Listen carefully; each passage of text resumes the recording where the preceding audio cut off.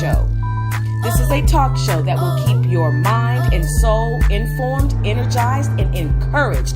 This is a cultural renaissance platform that influences a climate that is conducive to who you are and who you should be. No reckless entertainment, just responsible listening nourishment. We don't go dumb, we go wisdom, brothers and sisters. So once again, I am your host, Ayana, and you are listening to The Search Effort tonight, brothers and sisters.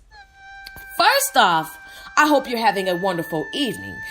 Second off, let's just go ahead and get this started. So tonight's episode, we are going to talk about the Sharika, Adams, and Ray Carruth story. I don't know if you all have ever heard this story before. I don't know if you have seen the documentary. Maybe you have, maybe you have not. But the reason why I chose this particular episode or this show to be focused around these two individuals is because The Search Effort is a show that is specifically dedicated towards local, national, and international awareness, okay, and attention, because those are two different things, to those who have gone missing in our communities, okay, cold cases in our communities, as well as special guest interviews with those who have a career based on the search effort. Now, some of you are saying the search effort. This sounds pretty interesting. That's right, because if you are intrigued by Fatal Attraction, For My Man, Snapped, Dateline ID 2020, First 48, the 48 Hours, if you're intrigued by mystery, suspense, who done it, why they do it, how did they do it? If you are a sleuth, if you are a private investigator without the credentials, but because you can solve it right away, well, then this is a show for you. If you are concerned about your brothers and sisters, gone missing. If you are the type who really does care about the fact that there are loved ones who are missing their loved ones, then look, this show is for you. Because not only that, you get an opportunity to be a sleuth yourself. You get an opportunity to be a detective yourself. Well, how so?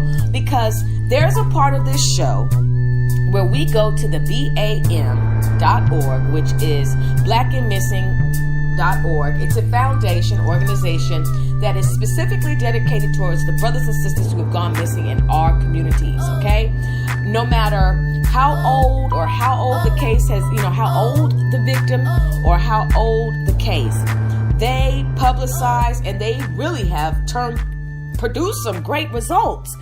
There have been those who have gone missing that have been found, brothers and sisters, and so that is amazing. And so how you become a detective on The Search Effort is you will have the opportunity to go look at this website, scroll up, scroll down, and look at these pictures. Look at the information that is provided that tells you where they were last seen, what they had on, the location. These things are important. Now, I know I have listeners that listen to every single one of my shows. The statistics say so. That, I look at the analytics, I look at everything, the data. And so I know you all are listening, but I need more of you to pay attention to this show and to tell your family members and your friends, okay, to listen to The Search Effort. It's very important.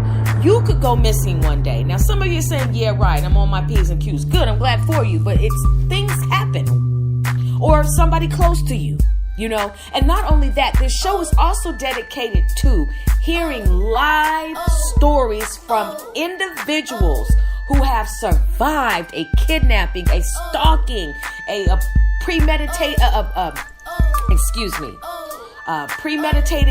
well, they couldn't have actually murdered them, but, an attempted murder, somebody who has survived being held captive for a year, I want to talk to somebody who has, developed Stockholm Syndrome, which is where you grow affections for the very person who has kidnapped you. Like, this is very important. I want sisters and brothers to come on this show and share their stories about how they survived a near fatal relationship.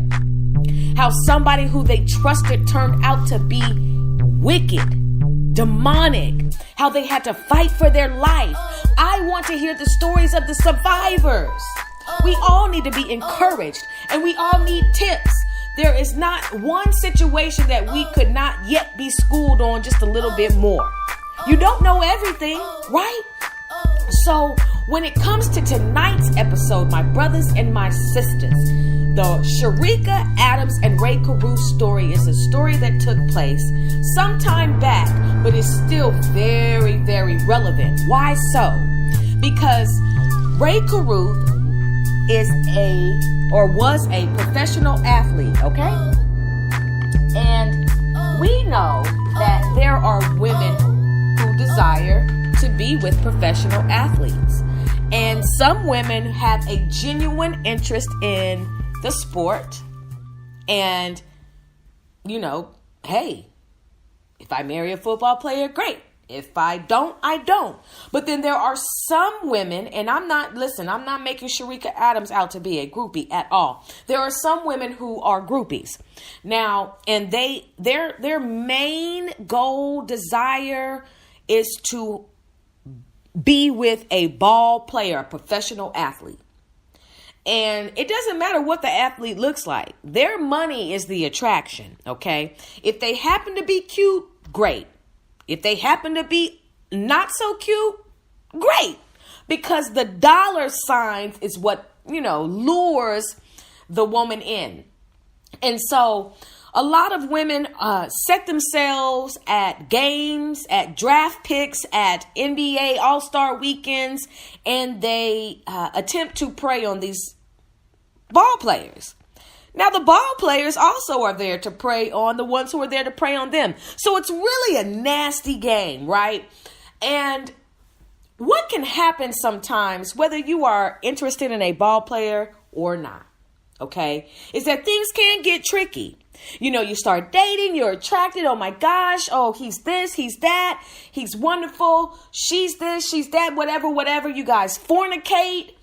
And, you're not married and you're fornicating, trips around the world, bags, shoes, steaks, disgusting lobster, all these type of what seems to be incentives, benefits, right? Access for excess. But at what cost, right? So the thing about this is that when you get caught up in these situations, sometimes a pregnancy can come about, okay?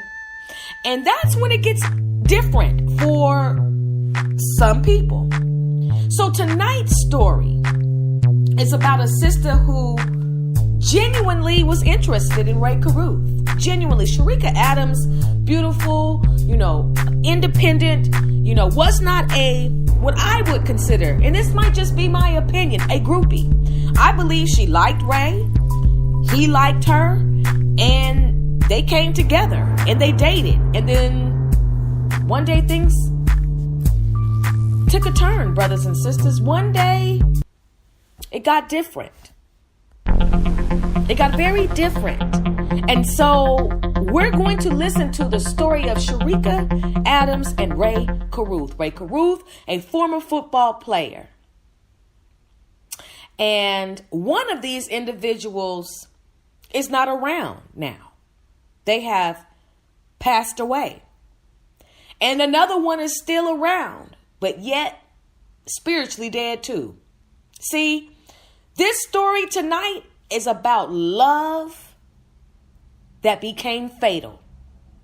Love that took a turn for the unexpected. Love that turned out to be premeditated murder. Suspects involved. Plots and plans.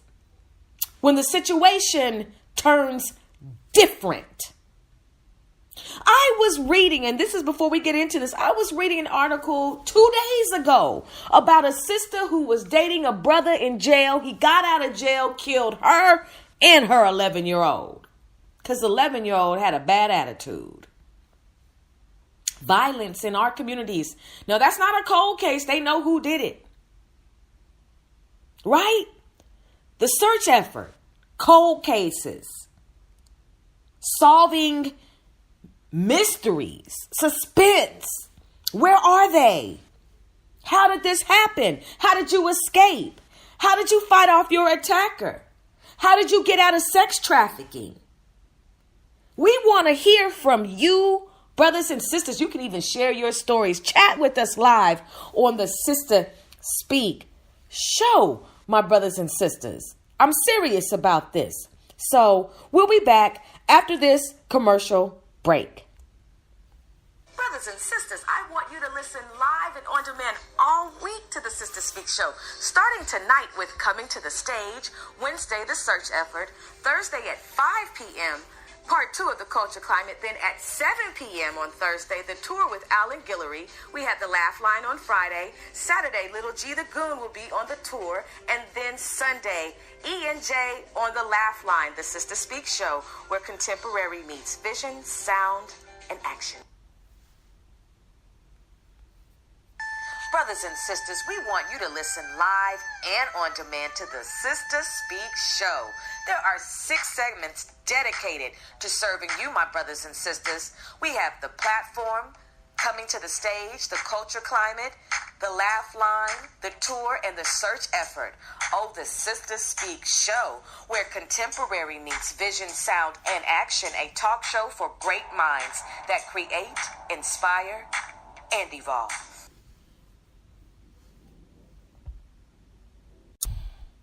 Welcome back, my brothers and sisters, to the Sister Speak show. You are listening to The Search Effort. This is your host, Ayana, and you are listening live to The Search Effort. We're going to get right into it. Tonight's episode is about the Sharika Adams and Ray Carruth story, my brothers and sisters. I want you to take the time out to listen to this. Now, some of you may be familiar with the story and some of you may not, but the story is definitely, it is heavy, it is real, and it is something that we need to focus on when it comes to, should we be getting in these relationships based on lust? Should we be getting into these relationships based on salary? And should we be getting into these relationships based on status? And should we be getting into these relationships based on silliness? Should we be getting into these relationships based on, deception? Right? I'm telling you, my brothers and sisters, this is real. We have got to be very careful entering into relationships, whether you are a male or a female. The one thing that makes a relationship go bad is this: not being truthful and having sex. Fornication. I don't care what any of you say right now. I don't care. If you are fornicating and you are not married to the person who you are laying with, you cannot tell me at some point in time you have not experienced trouble. Whether it was an STD, some of you it might have been a pregnancy, whether it was him just hitting it and quitting it, or her just quit, laughing and dapping, whatever it is. Okay? We have got to realize that we get involved in situations that are too much for us to handle. And sometimes they result in reactions instead of response. And there are several people who have decided to murder the very person who hey, baby, what's your phone number? Hey, how you doing, brother? What's up with you? That very, very conversation that lured, that baited, that began, ends in death, ends in violence, ends in jail sentence, ends in several people entering into a state of depression for a long time as a result of the homicide that took place. Right? Okay, move that to the side just for a minute, since this show is about cold cases. To the brothers and the sisters who are heavy in the streets, because that's just all you have known. I'm going to tread lightly, but I must hit you with a boom. At what point do you get sick and tired of having murderous thoughts? At what point do you get sick and tired of having the devil himself tempt you, lure you, and bait you into being a murderer? At what point in time do you get sick of your drive-bys? At what point do you get sick and tired of listening to music that is really just commands that, urge you to destroy your own people? I'm so tired of seeing my brothers and my sisters in situations where I have to see some of the ugliest mugshots I've ever seen in my life, where your eyes are blank, where you are staring off in space because your soul almost seems to be gone. These cold cases shouldn't even be cases at all. It shouldn't even have a temperature, because there has to be a time and a place where we get to a point where we are sick and tired of murdering our own people. Setting up our own people. I'm talking to the setup chick now. What's up, sister? How long you gonna be so attention starved that you willing to get the hood guys to do anything for the hood guys just to say you true that and you down for the hood? Sister, why you sitting over there, sister, luring brothers in, you know what I mean, through your sex? You understand whether your bomb sex, why are you luring these brothers in only for them to be murdered? The streets is watching and the streets is dirty. So I just want to know, my sister and my brother, I'm challenging you today. I just want to know, when are you going to get sick and tired of destroying your own people? It's one thing for a nation of people to oppress us, but it's a whole nother ball game when we ourselves are wiping out ourselves at an alarming rate. Handsome brothers, young brothers, not even a chance to even fully come out of puberty yet, gone because somebody has an issue with somebody, and now the mothers are crying and the babies continue to die, and the cemeteries are being filled up to the point to where they have to expand, and they're burying caskets on top of caskets, and t-shirts are being made, and memorials are being placed all over the world. When are we going to stop killing each other and then pretending like we don't know who did it? Cold cases, right? Don't know what happened to my baby. My baby ain't never done nothing to nobody. I hear that all the time from mothers. And I truly believe that the son or the daughter that you had in your presence did display what would be character that you would never ever think they was with the ish in the streets, but they are the ones funking all around the town. Wake up. Now, I'm not saying all. There are innocent bystanders. There are I was reading an article today, and we will get into this about Ray Carruth. Trust me, and Sharika Adams, but this is on my heart heavy. I was reading an article today, and I saw a video clip.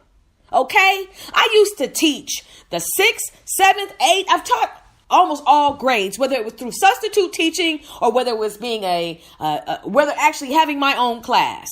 And there's nothing worse, my brothers and sisters, than looking through the newspapers from where you used to live and seeing your children that you taught, that you tried to instill something into, having mugshots and being a part of a notorious gang and being apprehended, and then looking at what they were wanted for. Right? It's nothing worse than seeing that. It's nothing worse than reading the paper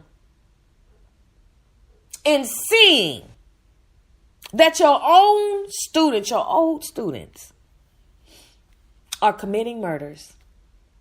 Lord, have mercy, right? So anyway, I was reading the article. Oh, goodness, y'all. I was reading the article, and my students, they robbed, stripped, and killed a 14-year-old boy. And that was the age that they were when I taught them. Okay? You can be an innocent bystander. You can be walking along, minding your own business, driving along, minding your own business, just trying to make it, trying to press, trying to survive. And then here comes your own people gunning you down, stripping you, robbing you. For what? Who is your master? My brothers and my sisters. Like, it's not cool. I really don't understand what happened, right? That's the emotion. But then I start to think. The curses that we're under. My brothers and sisters, these cold cases in your neighborhood, some of you know who did it. And, it's amazing how you have to put out a reward for somebody just to open up their mouth. Money is tricky, very tricky. And, it's really sad that mothers, fathers, family members, day in and day out, have to receive the news about a loved one. And then after that, the detectives have done all that they say that they can do. And so then they have to sit there and hold out hope that maybe the cold case would be solved. Do you know of something that you should be sharing? The word anonymous is a blessing, right? And you know what's worse? I went to school with someone who, I read in the paper, was living in a neighborhood, and one of his homies, if you will, was killed, murdered. That was my student too, right? It's nothing worse, brothers and sisters, than the person who killed you showing up at your own funeral. Pretending like they care. Pretending like, oh my gosh, I'm so distraught that they did this. I'm going to find out who did it. And when I find them, I'm going to kill them. So you're going to kill yourself? You're going to kill yourself, right? It's nothing worse than that. Do you know that most of the murderers, the actual whodunits, the whodidits, show up on the crime scene, sitting there watching the police and the coroner and the ambulance or whoever else comes for the scene, trying to figure it out? They show up. They come to funerals. They'll even be a pallbearer. They'll even get up there and say, oh, I can't believe it. My baby. And you don't want to set them up, sister. At what point are we going to stop with the zombie-like attitudes?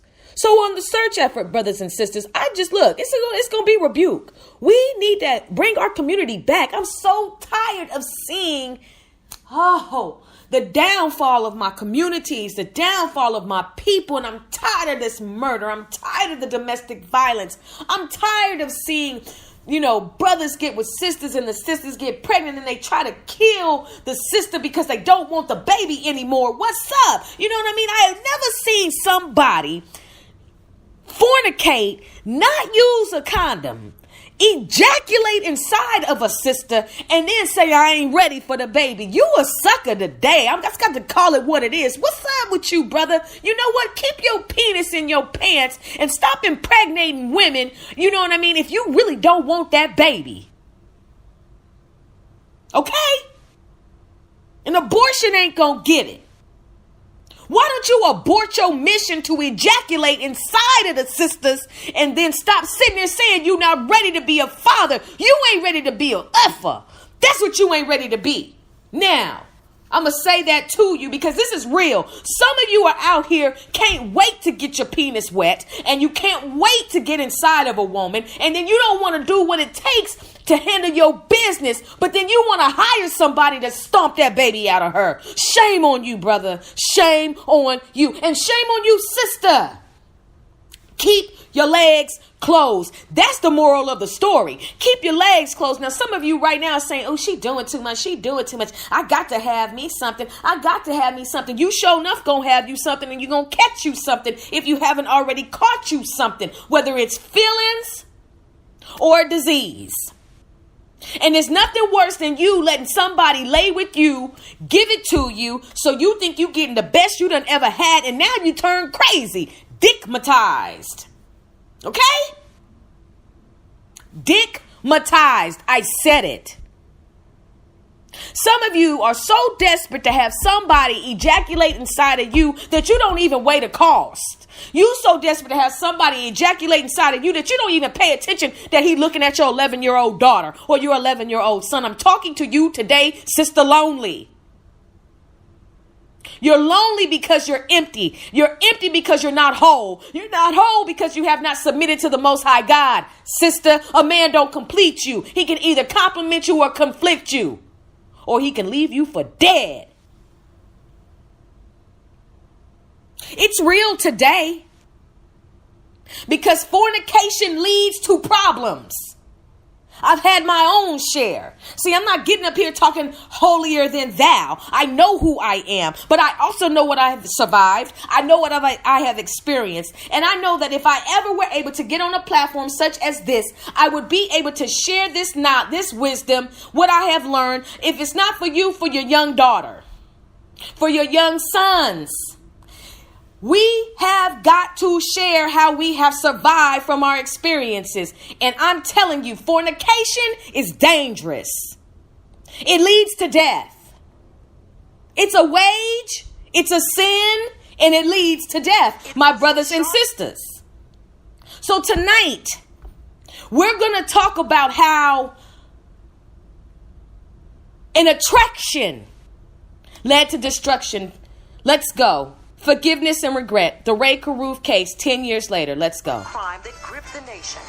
10 years ago tonight, the pregnant former girlfriend of then Carolina Panther Ray Curruth shot. Now the man who fired the gun and helped convict Carruth. That's the I was talking about. Oh, I see.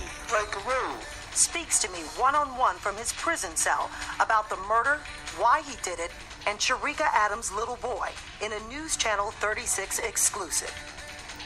I just learned how to walk again.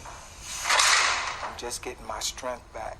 Van Watkins is physically not what he used to be. I would rip you like a rag doll. The threats he made years ago to Ray Carruth's attorney in the courtroom would be hard to back up now.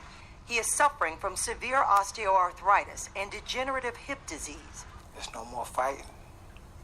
I can't fight you. But Van's done his share of fighting. 28 infractions in prison have landed him in solitary confinement over and over. He spent more than 7 years there. That's 23 hours a day, alone in his cell. What do you think has been the biggest change in 10 years? Wisdom comes with age, experience. He reviews his life